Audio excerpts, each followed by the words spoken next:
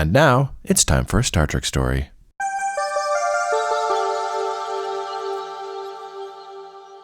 We've watched a little bit of Star Trek on this podcast. And one of the fun things about Star Trek is that Star Trek it's a space drama, just very basically, it's a space drama. But there's lots of different kinds of things Star Trek episodes can be. Sometimes they're more action-y and adventure-y, and sometimes they're more like court dramas. Sometimes they're really like crazy, trippy holodeck adventures. Sometimes they go full horror. There's all sorts of things they can do with being a space drama. With all that said, though, I will ask you, Andrea, because I know you have some history with Star Trek. Does Star Trek work as a comedy? I feel like if Star Trek's going to be a comedy, it needs to be its own facet, its own world. It needs to be very much like, this is comedy Star Trek. Things are going to be funny. It's going to be skits. And this is what it is.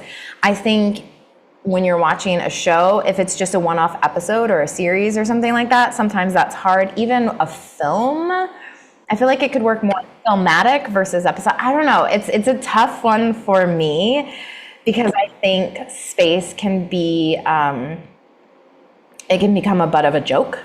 And I also think that and I mean, I'm sure a lot of your listeners will agree with this.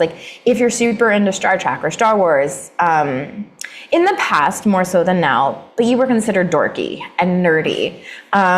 Nowadays, it's a little bit cooler because we have some great Hollywood actors who are doing these amazing shows.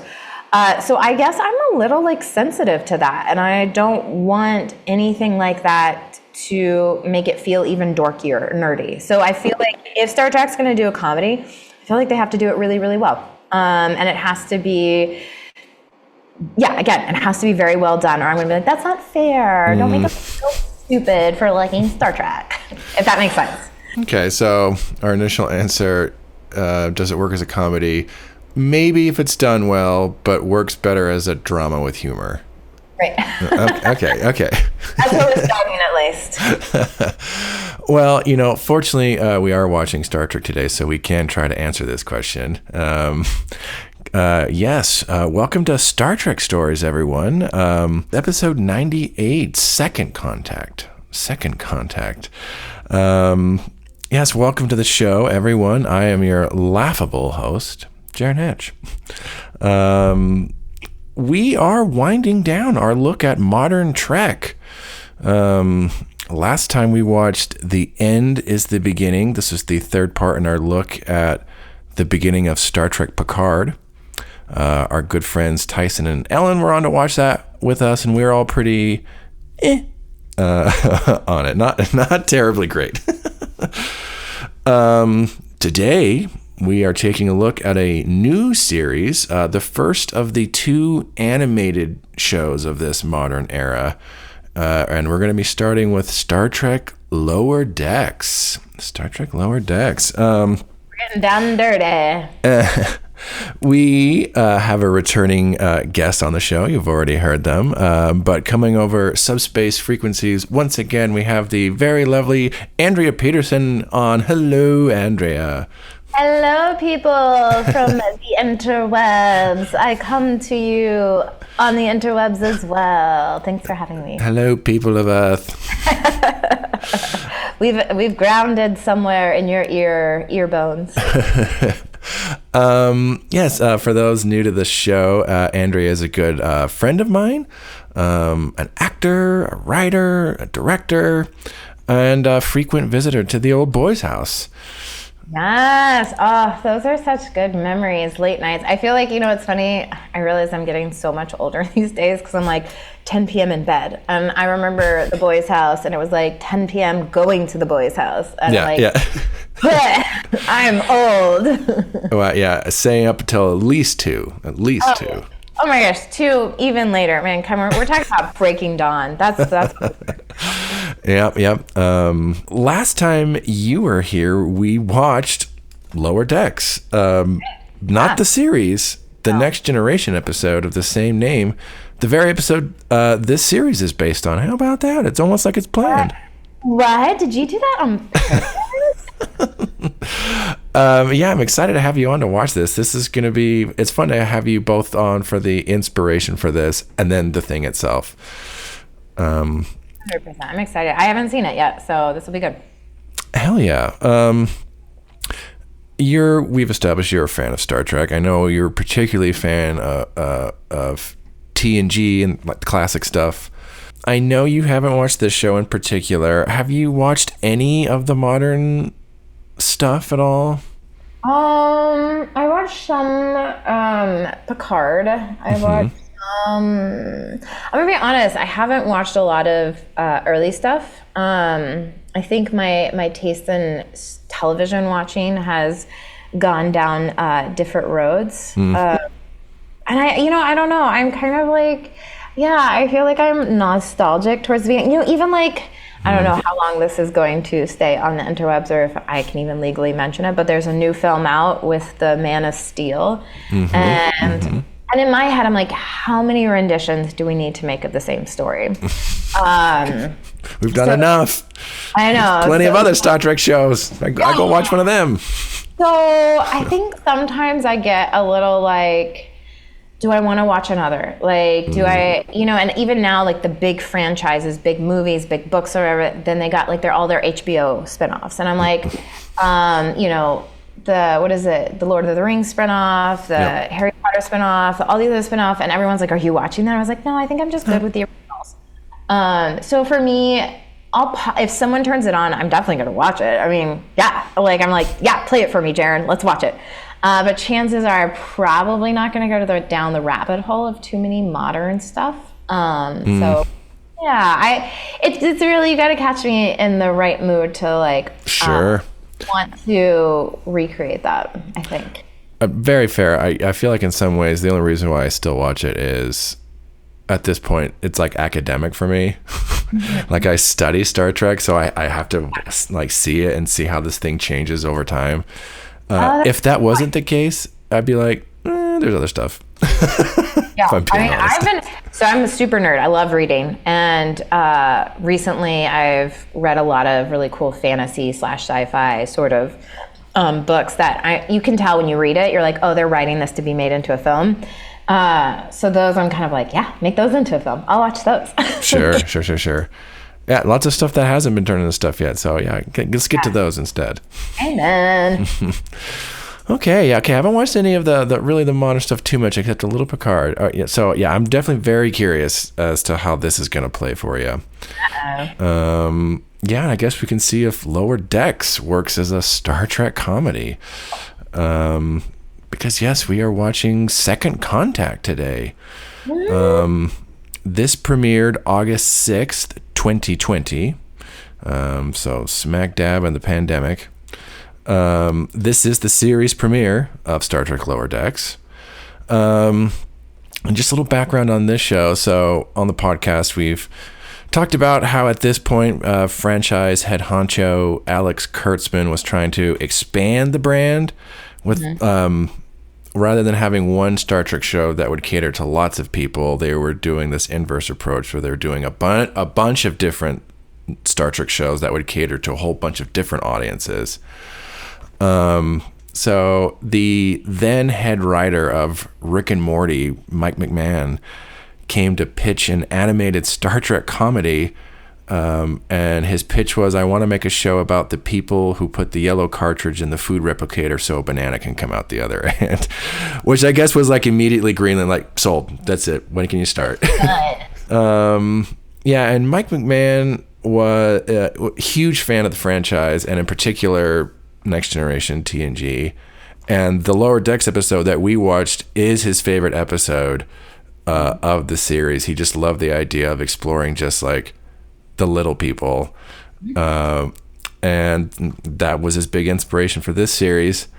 So this show is a kind of strange love child between like Rick and Morty and Star Trek. It has the same kind of frenetic, high energy comedy that Rick and Morty has, but instead of being like nihilistic and cynical, it's super optimistic, like only Star Trek can be. So it makes for a wild combo. For those of you at home who are going to watch along with us, Star Trek Lower Decks is streaming on Paramount Plus. You can find it by bringing up Season 1, Episode 1, and we will be back after we watch Second Contact.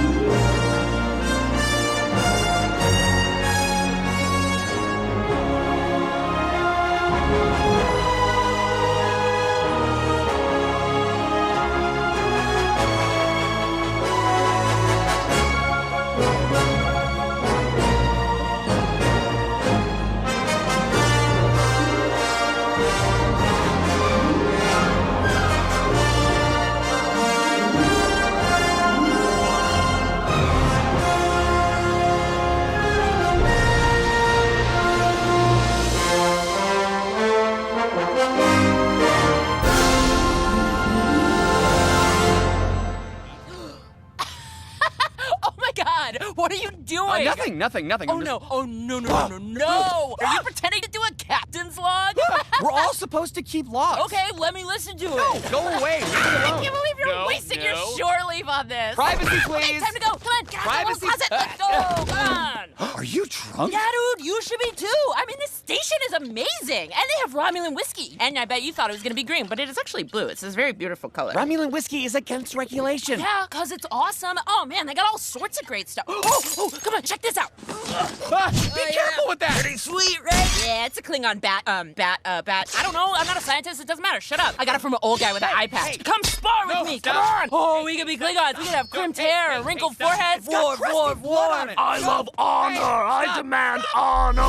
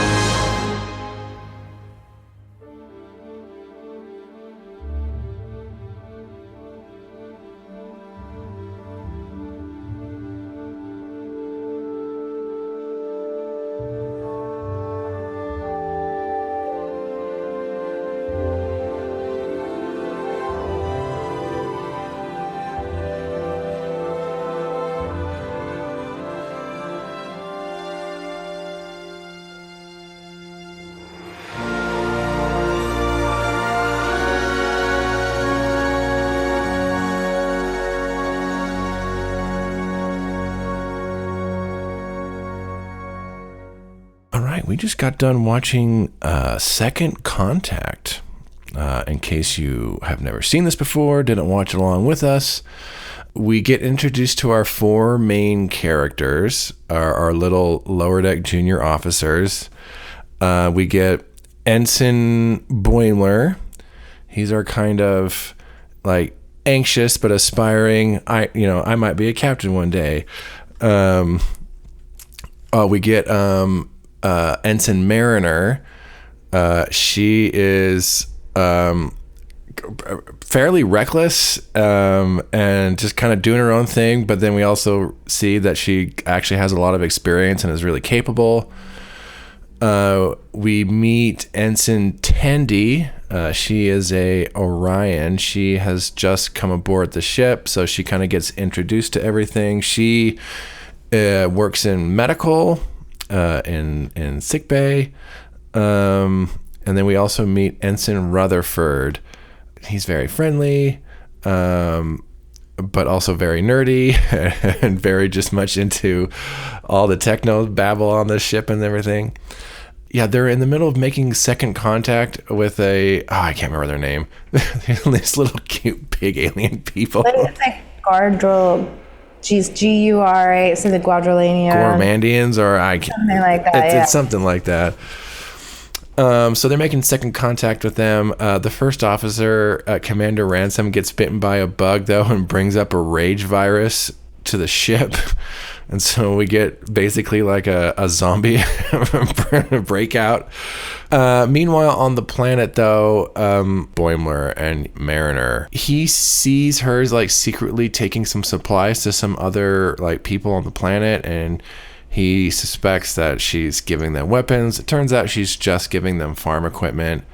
And she reveals, and he's like, how did you even know that they needed farm equipment? And she reveals that she was actually on the first contact mission from the previous ship, and that she's actually served on a bunch of ships, and she's actually been demoted down to the Cerritos.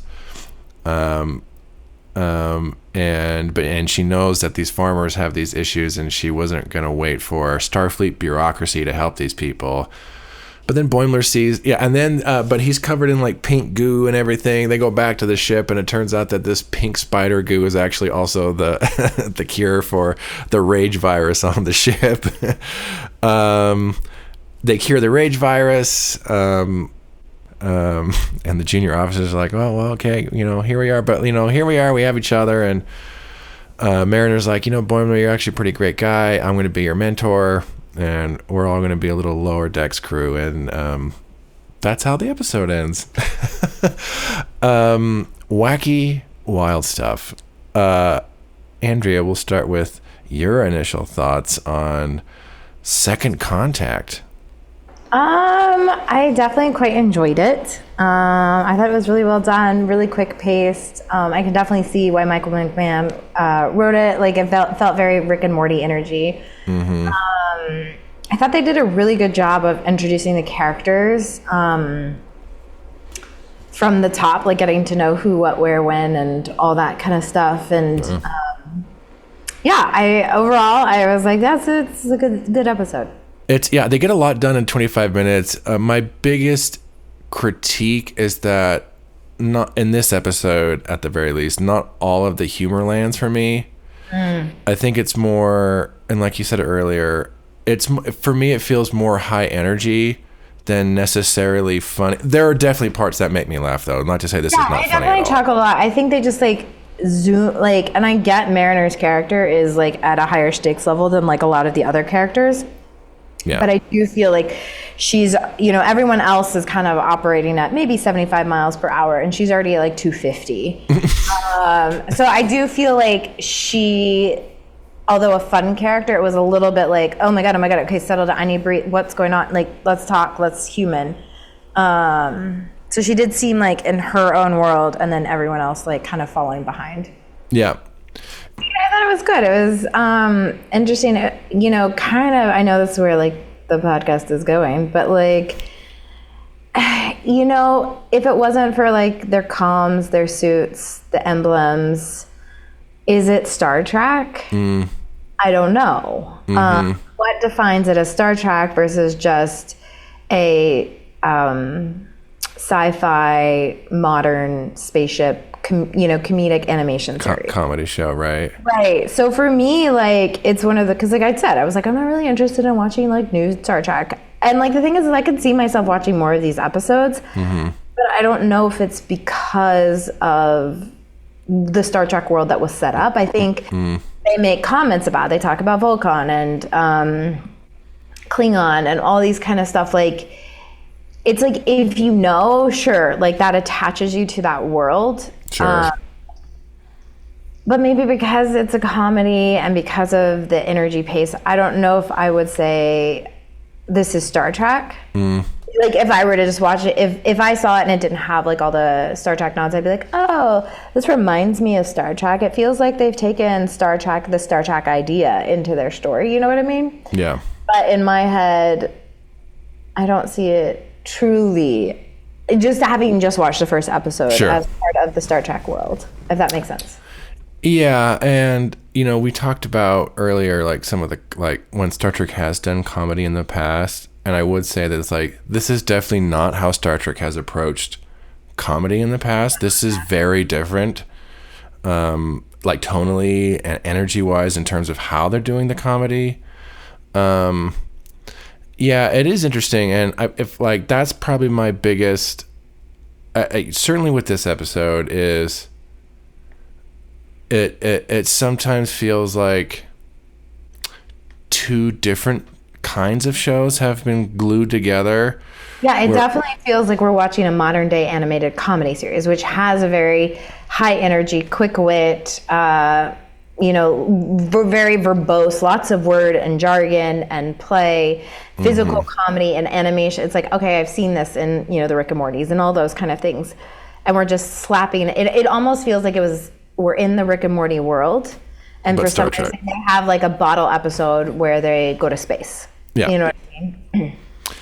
Yeah, no one in Star Trek, but in like old classic Star Trek, Golden Age Star Trek, no one ever talks like this.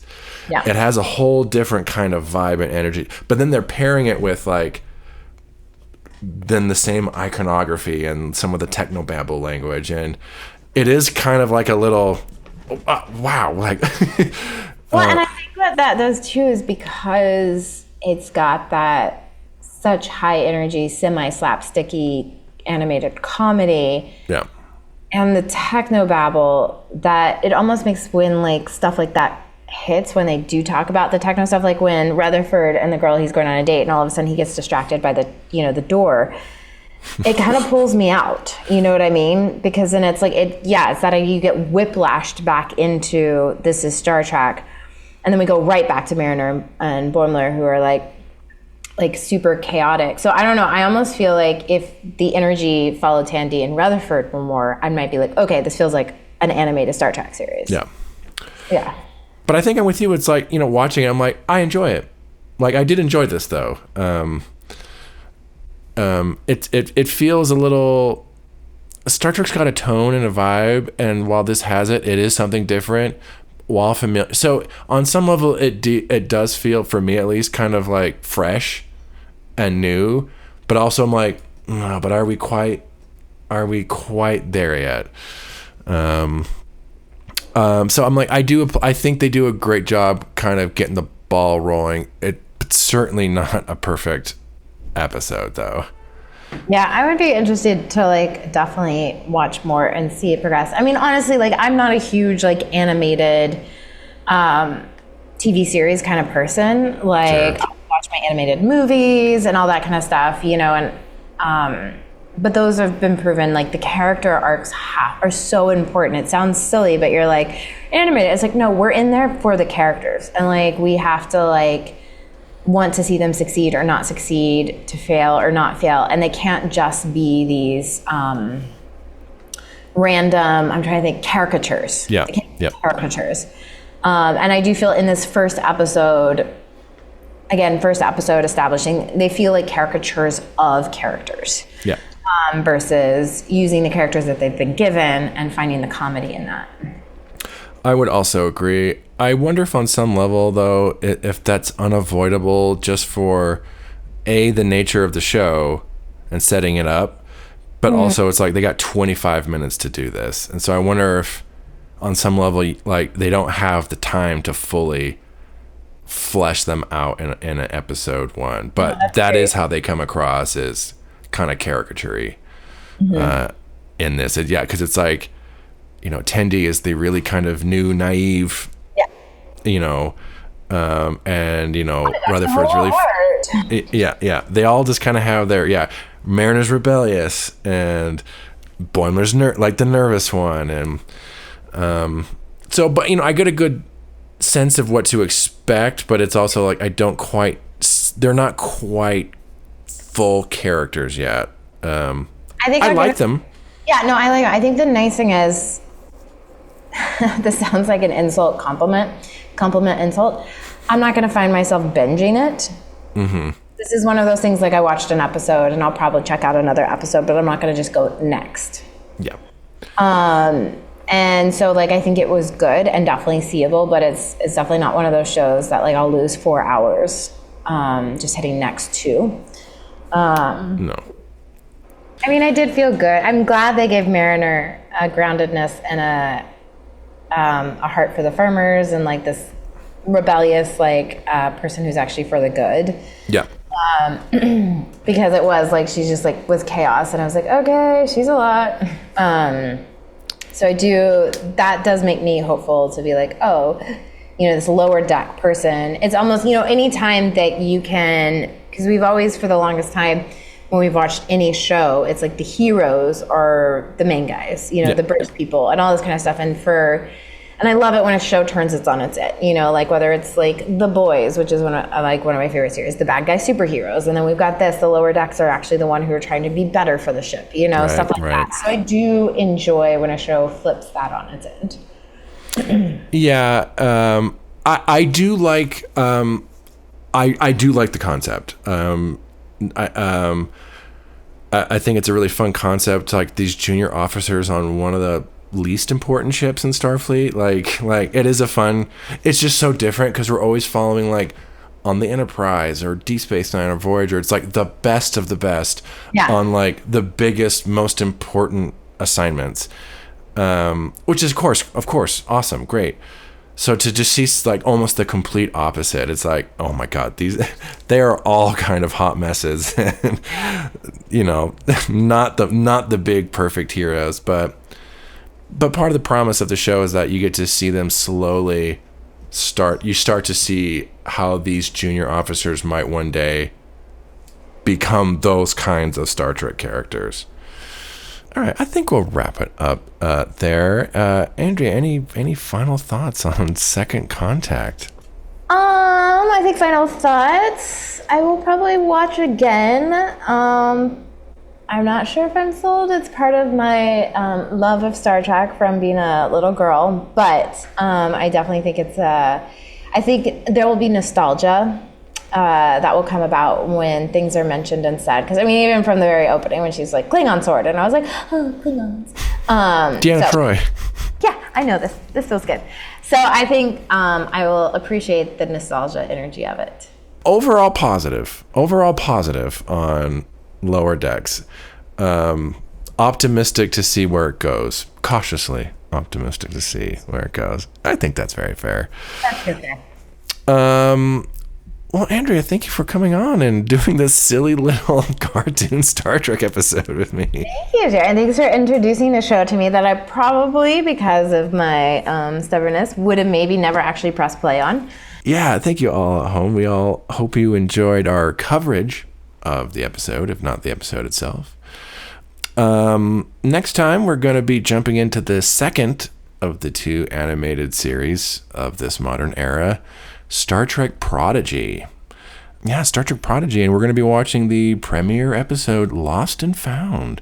I am excited to do that one. It'll be a little different for who we have on, so that'll be really fun. All right, everyone at home, thank you very much, and we will see you all next time. Hopefully not getting suckled by a giant milk spider. Oh my God, the trauma on his face. Yeah, unless that's what you want and consider it a good massage. Unless you're into that kind of thing, then please, I hope that is happening for you, getting suckled on. All right, everyone.